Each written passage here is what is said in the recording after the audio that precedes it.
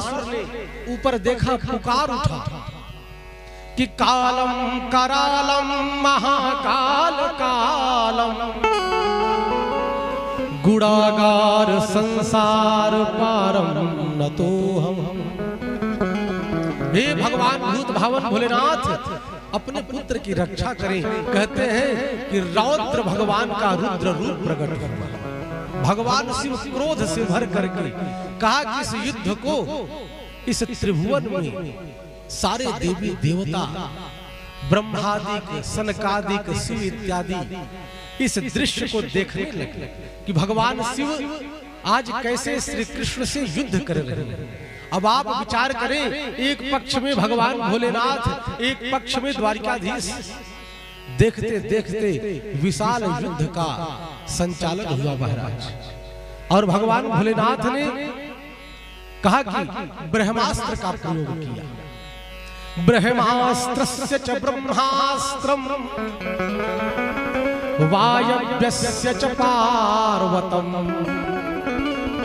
भगवान भोलेनाथ ने ब्रह्मास्त्र का अनुसंधान किया, भगवान श्री कृष्ण ने भी ब्रह्मास्त्र का अनुसंधान किया। दोनों ब्रह्मास्त्र आपस में टकरा करके चकनाचूर हो गए। इसके बाद भगवान शिव ने वायव्य अस्त्र का प्रयोग किया, भगवान ने पार्वतास्त्र का प्रयोग किया। आग्नेयस्य च पार्जन्यम, भगवान शिव ने आग्नेयास्त्र का प्रयोग किया। सभी जगह अग्नि जलने लगी। भगवान ने पार्जन्यास्त्र का प्रयोग किया कि प्रत्येक स्थान पर वर्षा होने लगी। और इस प्रकार से देखते देखते भगवान श्री कृष्ण कहते हैं, महाराज ये तो छलिया है, इनसे कौन जीत सकता है। ये समझ गए कि भगवान भोलेनाथ तो बेचारे भोले भाले और इस बाणासुर के वचनों में बंधे हुए हैं। आज इनका विवेक समाप्त हो गया। तो देखते ही देखते भगवान द्वारिकाधीश ने जृंभणास्त्र का प्रयोग किया। भगवान भोलेनाथ को जम्भाई आने लगी और भगवान श्री कृष्ण ने सुदर्शन चक्र को आदेश दिया और जाकर के एक एक हाथ को काटने लगा। यह जो सहस्रबाहु बाणासुर था, इसकी 1000 हाथें कट गई, मात्र 4 हाथें बची।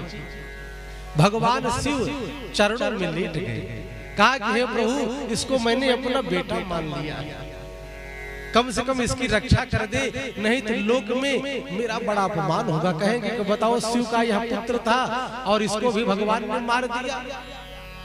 और इस प्रकार से जब भगवान शिव ने बड़ी प्यारी स्तुति की तो भगवान श्री कृष्ण प्रसन्न हुए और भगवान शिव ने बाणासुर से कहा कि मूर्ख, तू इतना मूर्ख है, तू उस त्रिभुवन के अधिपति से युद्ध कर रहा है। हम सब के इष्ट कौन है? यही प्रभु तो ही है। बाणासुर साष्टांग लेट गया चरणों में और इस प्रकार से भगवान के नाती अनिरुद्ध और उषा का पवित्र पाणी ग्रहण संस्कार संपन्न हुआ। बोल भक्तवत्सल भगवान की। भगवान शिव ने कहा कि तुम ही ब्रह्म परम ज्योतिर्गूढ़म ब्राह्मणी वाङ्मये यम पश्यन्त्यमलात्मान आकाशम इव केवलम। भगवान शिव ने कहा कि हे प्रभु, आप कैसे हैं? कहा वेद मंत्रों के तात्पर्य में छिपे हुए परम ज्योति आप हैं, परम ज्योति सनातनम। भगवान रुद्र ने कहा कि हे प्रभु, आप इस सनातन धर्म के परम ज्योति हैं, परम धुरी। आपके अतिरिक्त इस असार संसार में क्या है?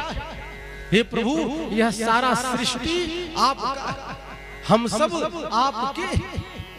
और इस प्रकार से जब भगवान शिव ने बड़ी प्यारी स्तुति की और कहा कि हे प्रभु, आप जैसे यह आकाश संपूर्ण धरती पर व्यापकता रूप से छाया हुआ है, हे प्रभु उसी प्रकार आप में सब ही कुछ समाया है। ये जो भी ब्रह्मांड दिख रहा है, जो 4 प्रकार की सृष्टि है, अंडज, उद्भिज, जरायुज, स्वेदज, ये 4 प्रकार की सारी सृष्टियां, कहा कि प्रभु ये सब आपके भीतर ही समाया हुआ है, आकाश के सदृश आप ही सब पर समाये हुए हैं। इस प्रकार से भगवान शिव ने बड़ी प्यारी स्तुति की। और इसके बाद भगवान कहते हैं कि हे रुद्र अवध्योयम ममाप्येष वैरोचनी सुतो सुरः प्रहरादाय वरो दत्तो न बध्यो में तवान्वयः। कहा कि यह बाणासुर कौन था? भगवान श्री द्वारिकाधीश कहते हैं कि हे बाणासुर, तुम विरोचन के पुत्र हो। तुम किसके पुत्र हो? वैरोचनी सुतः, विरोचन पुत्र राजा बलि, राजा बलि के पुत्र बाणासुर। तो भगवान ने कहा कि तुम्हारी तो पवित्र कीर्ति है, तुम्हारे पिताजी राजा बलि मेरे भक्त थे, उनके पिता विरोचन वो भी मेरे भक्त, उनके पिता प्रहलाद वो भी मेरे भक्त। और इस प्रकार से भगवान ने बाणासुर पर दिव्य अनुग्रह किया। और कहा कि भगवान ने कहा कि मैंने प्रहलाद जी को वचन दिया था कि हे भक्त प्रहलाद, मैं तुम्हारे कुल खानदान में किसी की हत्या नहीं करूंगा। आज उसी का निर्वाह किया।